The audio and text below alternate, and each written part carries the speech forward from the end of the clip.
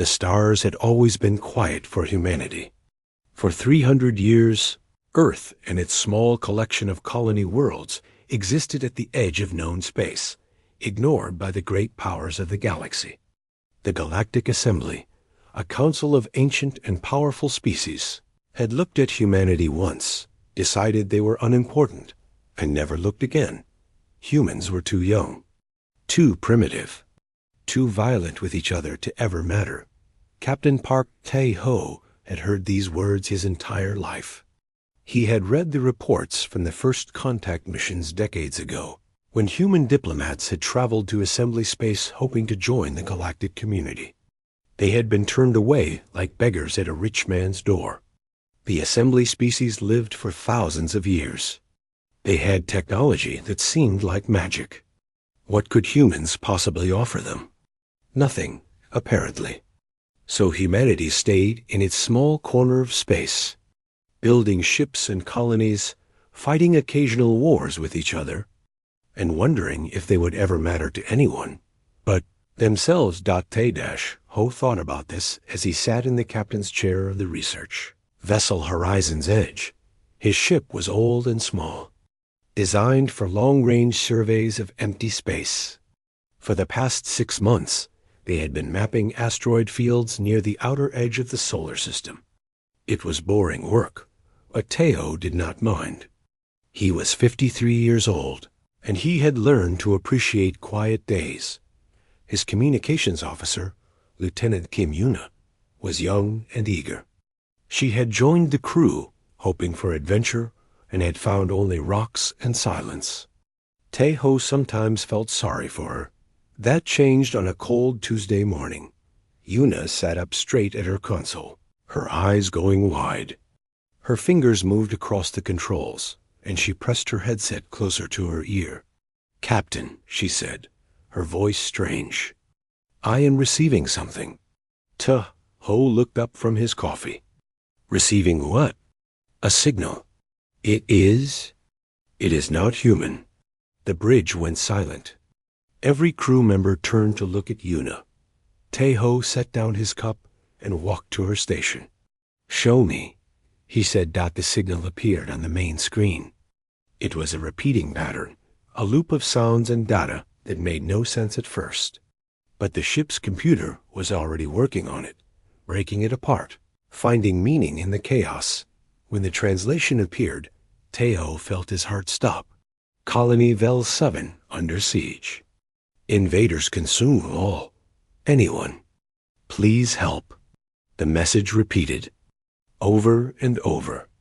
A cry into the darkness, hoping someone would hear. "Where is it coming from?" Tae-ho asked. Yuna checked her readings. "Far, very far. Beyond our space, past the boundary markers the assembly placed around human territory. It would take weeks to reach at maximum speed." Tae-ho stared at the message. He had never heard of the Vel. He did not know it was attacking them. But he understood desperation. He had heard that same tone in human voices during wars and disasters. Someone was dying out there, and they were begging for help. "Send this to Earth," he said. "Send it to everyone." The message reached Earth's United Defense Council within hours. The council was a group of military and political leaders who handled matters of security for all human worlds. They gathered in a great hall, watching the alien signal play on screens around them. The debate was immediate and loud. "This is not our problem," said one general. "We do not know these Vel. We do not owe them anything. If we send ships into assembly space, we could start a war." "We do not even know if this is real," said a politician. "It could be a trap. The assembly has never wanted us involved in galactic affairs. This could be a test. And if it is real?" asked another voice. "If people are dying while we sit here and talk?" The arguments went back and forth. Hours passed. The signal kept playing in the background, that desperate voice asking for help that might never come. Admiral Choi Hano listened to all of it. She was 41 years old, the youngest admiral in human history. She had earned her rank through skill and courage, leading ships through battles that others thought unwinnable. She was small in size, but large in presence, and when she stood, the room fell quiet. "I have heard enough," she said. "We are talking about politics and risks and what the assembly might think. But none of that matters." She pointed at the screen, at the repeating message. Someone called out into the void. They did not call the assembly. They did not call the powerful species who could actually protect them. They called anyone, everyone. They threw their voice into the darkness because they had no other choice. Hannah looked around the room, meeting every pair of eyes. If we ignore them, what does that make us? What kind of species turns away from a cry for help because it is inconvenient? Because it is risky? She shook her head. "I did not become a soldier to be safe. I became a soldier to protect people who cannot protect themselves.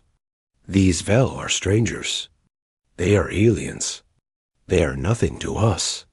But they are people, and they are dying, and they asked for help." The room was silent. "I am taking my fleet," Hannah said. "Anyone who wants to come with me is welcome. Anyone who does not can stay here and explain to their children why humanity hid while innocents burned." She turned and walked toward the door. Behind her, voices began to rise. Arguments started again. But this time, something had changed. Hannah's words had planted a seed, and it was growing fast. Within 48 hours, 12 human warships launched from Earth orbit. They were not the biggest or the best ships humanity had. They were simply the ships that were ready. Their crews were volunteers, men and women who had heard the signal and felt something move in their hearts. Captain Park Tae-ho watched them go from the bridge of the horizon's edge. His old survey ship could not keep up with warships, but he had done his part.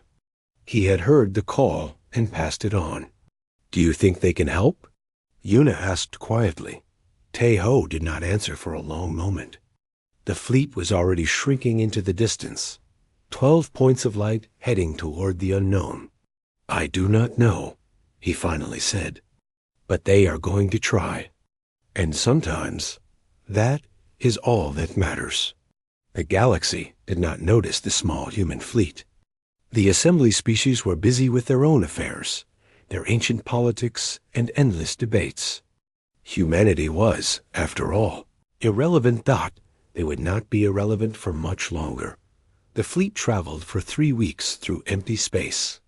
Admiral Choi Hana spent most of that time studying everything humanity knew about the galaxy beyond their borders.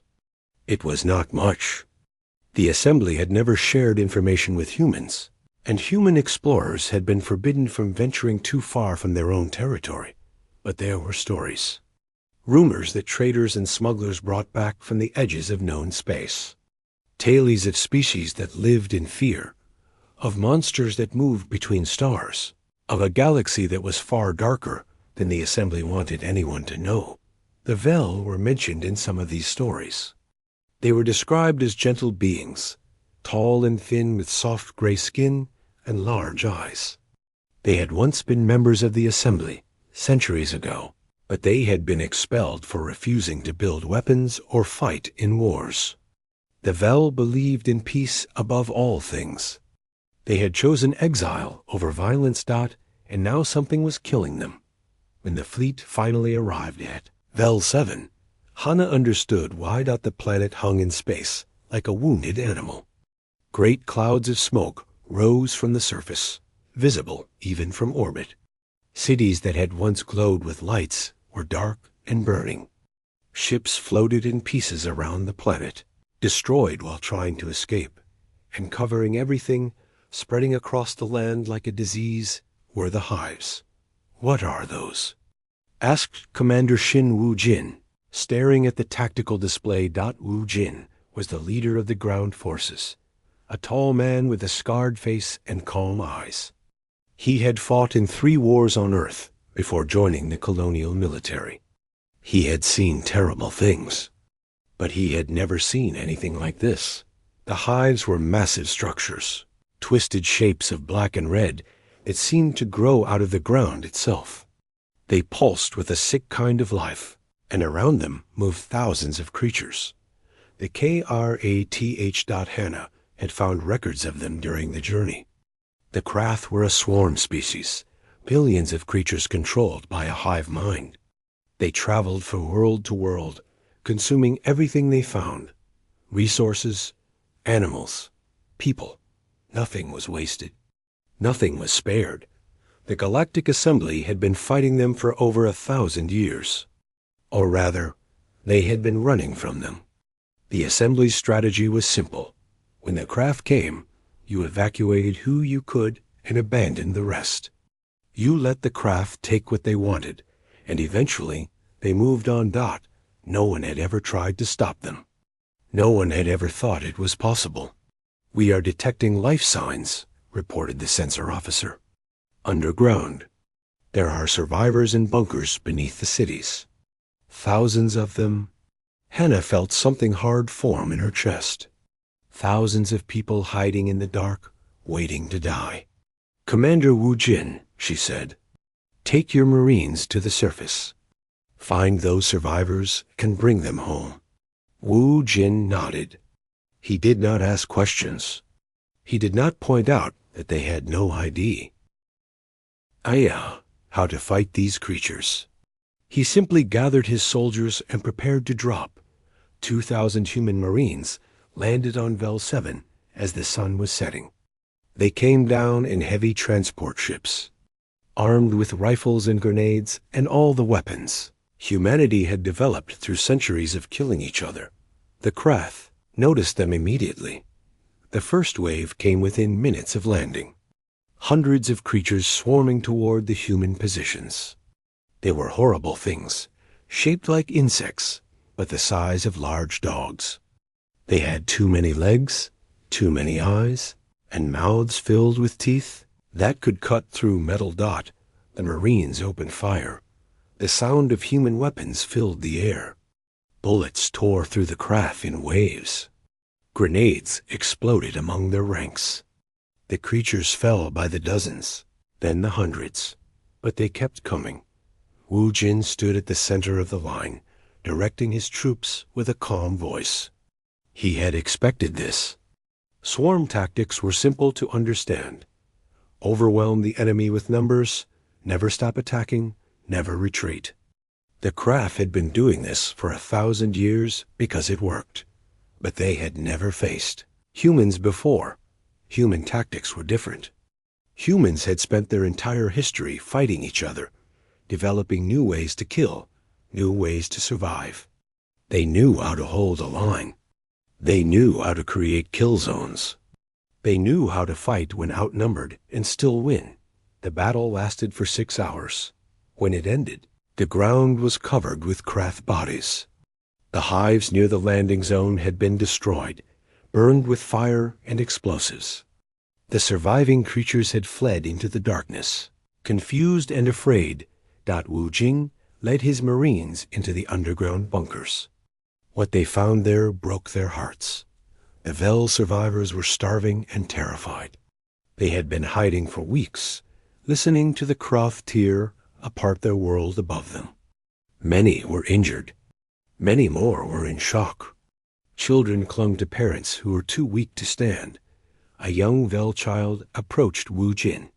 She was small, even for her species, with large eyes full of tears. She looked up at the armored human soldier and asked a question in broken common language. "Are you here to help us run?" Wu Jin felt something twist in his heart. He knelt down so he was at her level. Slowly, he removed his helmet so she could see his face. "No," he said gently. "We are here to make them run." The evacuation began immediately. Human soldiers carried Vel survivors to transport ships. Medical teams treated the wounded.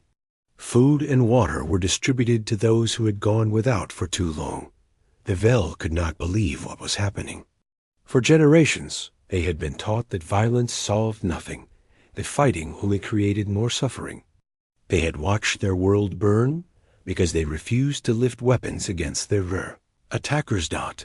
And now these strange beings from a distant world, these humans they had never heard of, were fighting for them, dying for them, carrying their children to safety. An elderly Vel leader approached Wu Jin as the last survivors were being loaded. Why? He asked simply. You do not know us. We have nothing to offer you. Why would you come here and bleed for strangers? Wu Jin thought about the question. He thought about Earth, about the wars humanity had fought, about all the times people had suffered because no one came to help. Because you asked, he said, and because it was the right thing to do. The Vel leader stared at him for a long moment. Then he bowed his head in a gesture of deep respect. But the battle was not over. Even as the survivors were evacuated, sensors detected something approaching from deep space. Something massive. The craft hive fleet had arrived. Wu Jin looked up at the sky, where hundreds of new lights were appearing among the stars. Each light was a craft ship, and there were more than he could count. He sent a message to Admiral Hana. We need everything you have got. Hana received the message on the bridge of her flagship. She looked at the tactical display, at the enormous fleet bearing down on them, and she felt no fear. Only determination. Send word to Earth, she ordered. Tell them what we found. Tell them what is coming. And tell them to send reinforcements. The message raced across the stars. Help was coming, but it might not arrive in time. News traveled fast in the galaxy. Every species had their own networks, their own ways of sharing information across the vast distances between stars. Within days of the battle on Vel 7, the entire Galactic Assembly knew what had happened. At first, no one believed it. The Orin Collective, the oldest and most powerful members of the Assembly, dismissed the reports completely. The Orin were ancient beings who had ruled galactic politics for 10,000 years. They had seen species rise and fall, empires built and destroyed. They knew how the galaxy worked, and they knew that no one defeated the Kroth. These reports are false, announced the Orin speaker at an emergency assembly meeting. The humans are a primitive species with no understanding of galactic warfare. They cannot have done what these stories claim. Then how do you explain the survivors? Asked a representative from a smaller species. Vel refugees have been recovered. They are telling everyone what they saw. The Orin speaker waved a long, pale hand dismissively. The Vel are emotional beings. They were traumatized. They imagined things that did not happen. Or perhaps a few humans arrived and helped with an evacuation before fleeing. That is believable. Actual combat against the Krath is not. The debate continued for hours. The Assembly was good at debating. They had been doing it for thousands of years, while the Krath consumed world after world. Debate was safe. Debate did not require action. But then the footage arrived. Dr. Song Mira was a human scientist who studied alien cultures. She had joined the fleet, hoping to make peaceful contact with new species, to learn about their ways and share knowledge. Instead, she had witnessed a war. Myra had recorded everything. Every battle, every rescue, every moment of horror and heroism. She had captured the faces of human soldiers carrying Vel children through fire. She had filmed Marines standing their ground against waves of Kroth, refusing to retreat, refusing to die. And she had sent it all to every network she could access. The footage spread like fire across dry grass. Species who had never heard of humanity suddenly saw them fighting, bleeding, dying for strangers. They saw the Krath fall by the hundreds, by the thousands. They saw something they had never seen before. They saw the Krath lose. On a dozen worlds, people watched in silence. On 100 more, they watched with tears in their eyes. These were species who had lost family to the Kroth, species who had abandoned their home worlds and fled. Because the Assembly told them. There was no other choice. And now they were. Watching humans prove that choice wrong. The Orin Collective tried to stop the spread of the footage. They called it propaganda. They threatened sanctions against anyone who shared it. But it was too late. The galaxy had seen, and the galaxy would not forget. Admiral Choi Hanna did not know any of this. She was too busy preparing for war. The Krath Hive fleet had entered the Vel system. Over 300 vessels moving in perfect formation. They were not like human ships. They did not have crews or captains. Each ship was a living thing, grown from the same material as the hives on the ground. They were extensions of the Krath mind, tools of consumption that had destroyed countless worlds. Hanna had 12 ships. Her reinforcements from Earth were still days away. "We cannot win this battle," said her tactical officer, a young man named Lee Dong-Soo. "The numbers are impossible. We should retreat and wait for more ships." Hanna looked at the display. Dong-Soo was right about the numbers. 300 to 12 was not a fight. It was a slaughter, but retreat meant abandoning the sea. Remaining survivors on Vel 7, retreat, meant letting the Krath consume what was left of the Vel. Retreat meant proving that the assembly was right, that fighting was pointless, that running was the only answer. "We will not retreat," Hanna said quietly. "We will hold them here as long as we can. Every hour we buy is another hour for our people to arrive." Dong-Soo stared at her.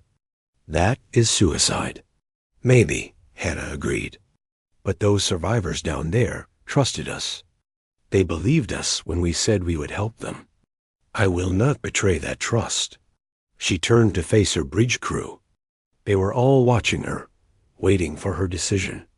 "I am not ordering anyone to stay," she said. "This is beyond duty. This is personal choice.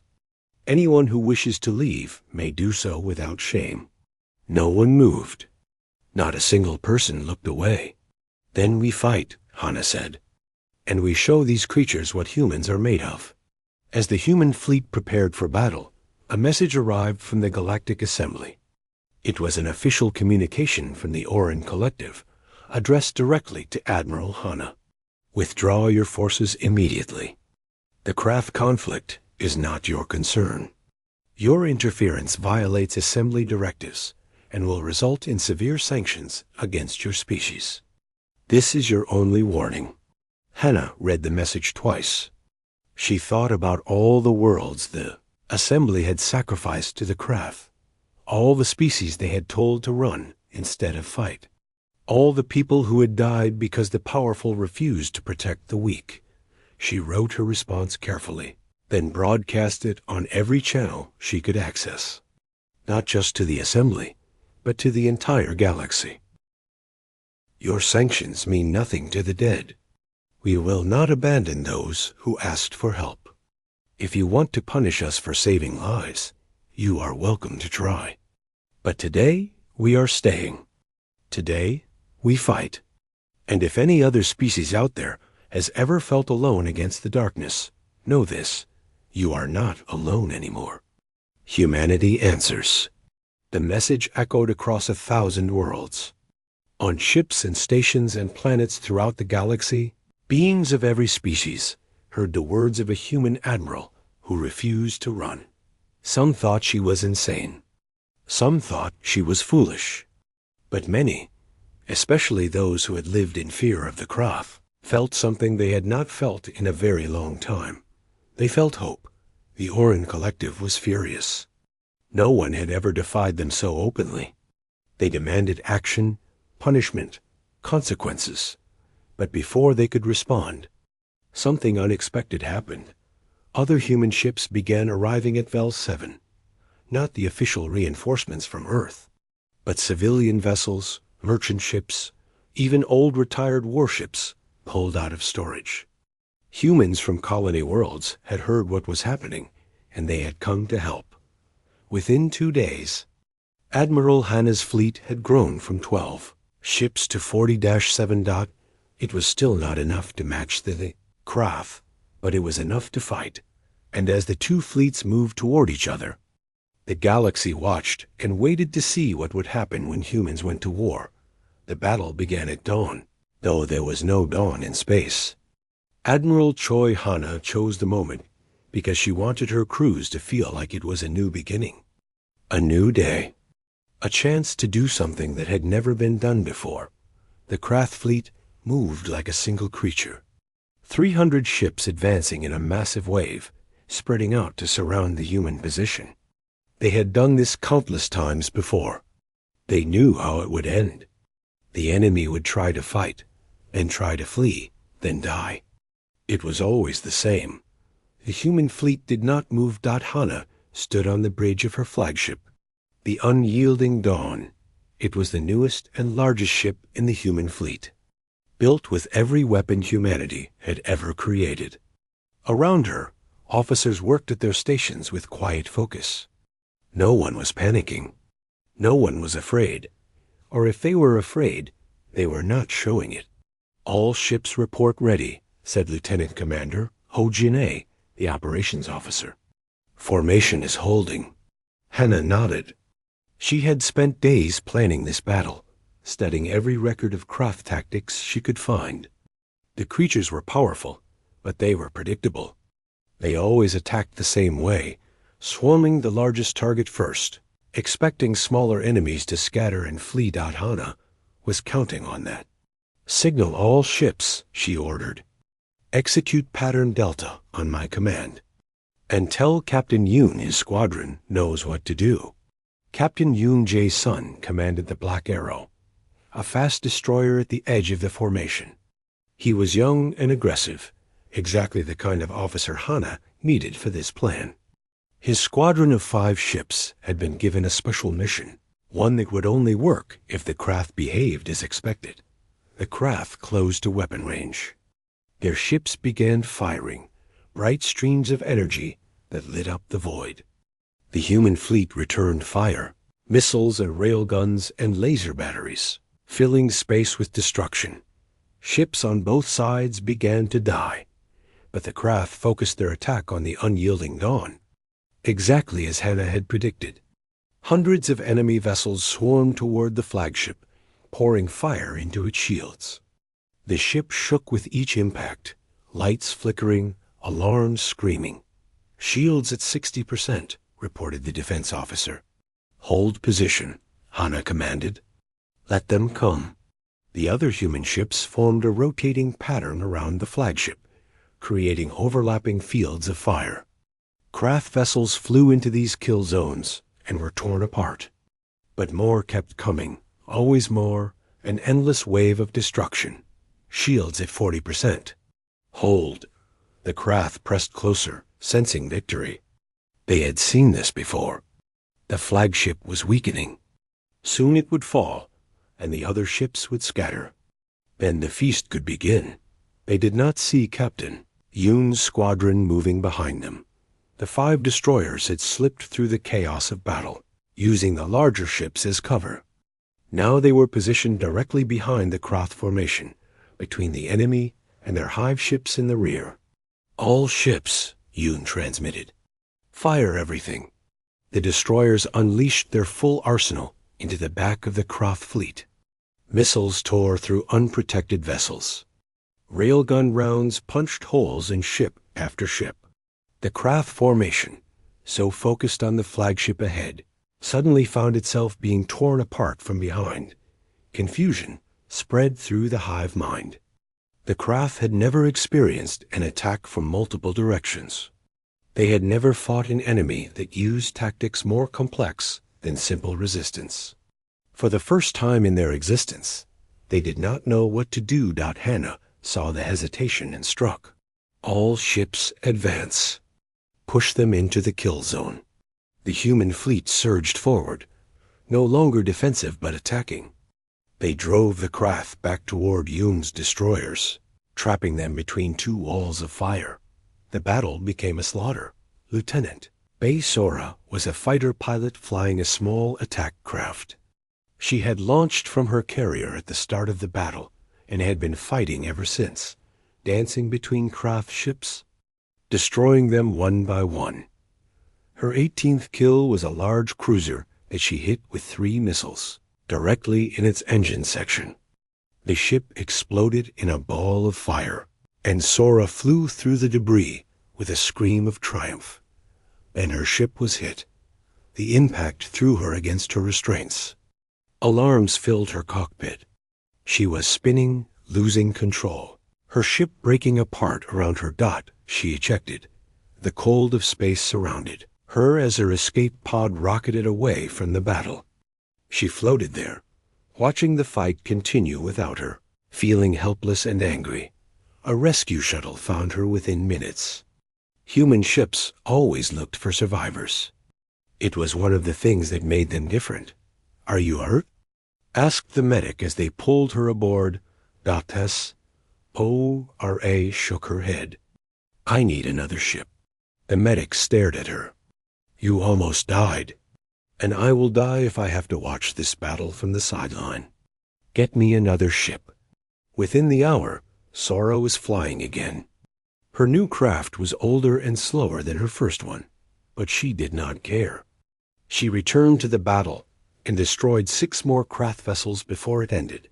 The fighting lasted 14 hours. 14 hours of constant combat, of ships dying and crews fighting and the void filling with fire and debris. The human fleet lost 11 ships. 4,000 soldiers died. But when it was over, the Krath Hive fleet was broken.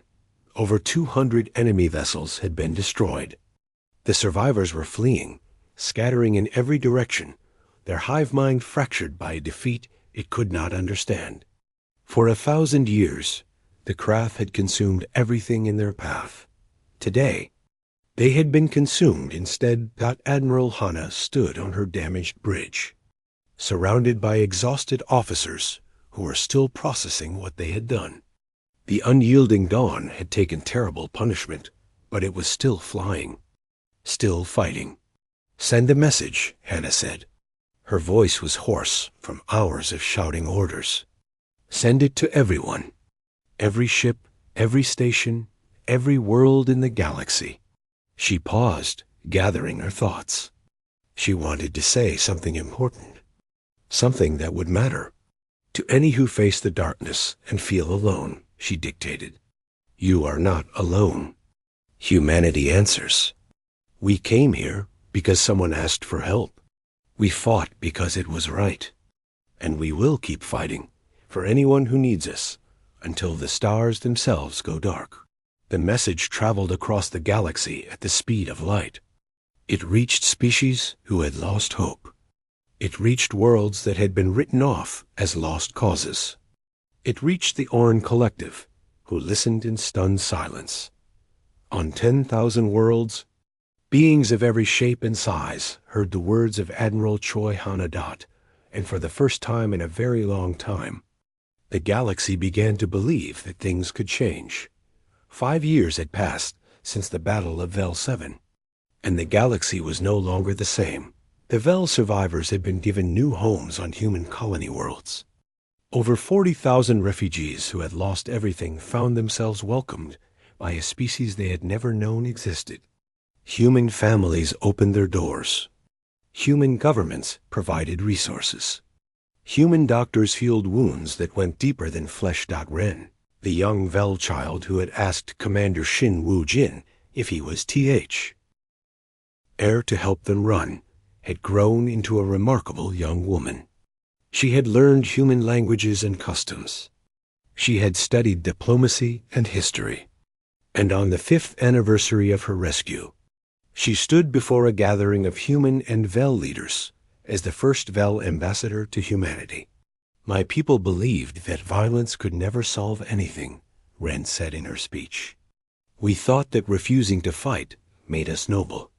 We watched our world burn and told ourselves that at least we had not become like our attackers." She paused, looking out at the crowd. "We were wrong.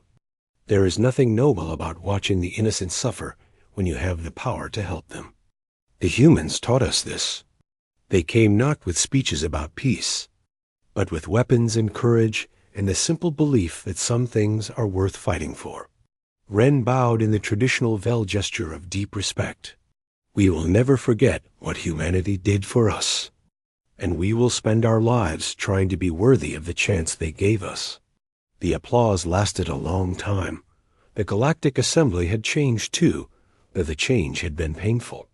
The Oran Collective, humiliated by humanity's success and their own failure, had lost much of their power. Species who had once followed them without question now asked difficult questions. Why had the Assembly never tried to fight the Krath? Why had they abandoned so many worlds to destruction? Why had they told everyone that resistance was impossible when a primitive species had proven otherwise? The Oran had no good answers. New alliances formed. Species who had lived in fear of the Krath for generations reached out to Earth, asking for friendship and protection. Within 5 years, humanity had formal treaties with over 40 different species. The Terran Coalition, as it came to be called, was not the largest power in the galaxy. But it was growing, and it was built on something that the Assembly had never understood. It was built on trust. Admiral Choi Hana retired from active military service shortly after the battle. She had done what she set out to do, and she had no desire for more war. But the galaxy would not let her disappear. She was too important now. A symbol of what humanity represented. Earth chose her to be their representative to the new Galactic Forum, a reformed governing body that replaced the old Assembly. Every species, no matter how small or weak, had a voice in the Forum. It was not perfect. There were still arguments and disagreements and selfish interests. But it was better than what had come before. Hana sat in the great hall of the Forum, listening to representatives debate policy. And sometimes she thought about that first message, that desperate cry for help from a dying world. She wondered what would have happened if she had stayed silent in that council meeting on Earth. If she had let fear and politics win, the galaxy would be darker. She knew. Much darker. Commander Shin Woo-jin never stopped helping others. After Vel 7, he was offered promotions and medals and comfortable positions on Earth. He turned them all down. Instead, he asked to lead humanitarian missions to worlds in crisis. For the next 10 years, Wu Jin and his Marines traveled to the edges of known space. They protected refugees. They fought slavers and pirates. They brought food and medicine to species that had been forgotten by everyone else. He became known throughout the galaxy as the human who comes. It was not a military title. It was something more. It was a promise.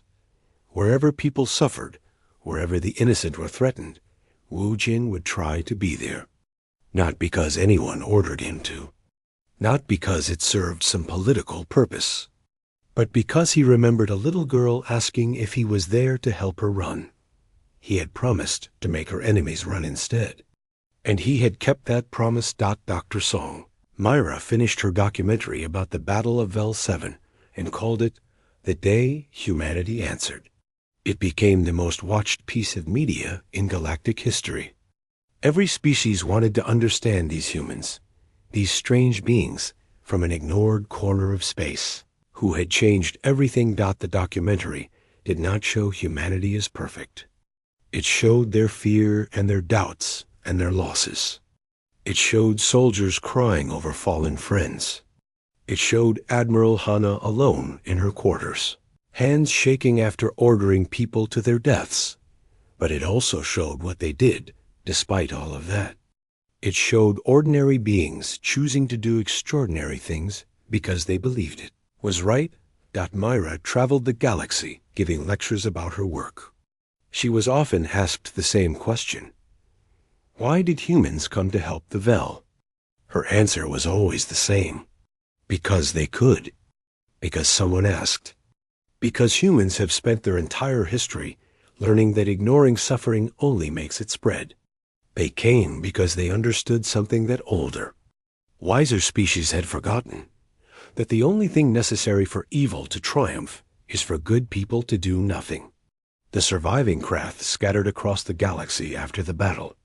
Their hive mind, so confident and unified for 1,000 years, had been broken by defeat.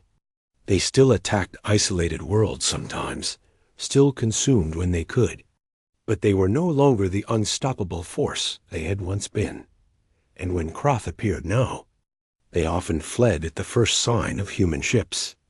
They had learned to fear something they had never feared before, a species that would not run.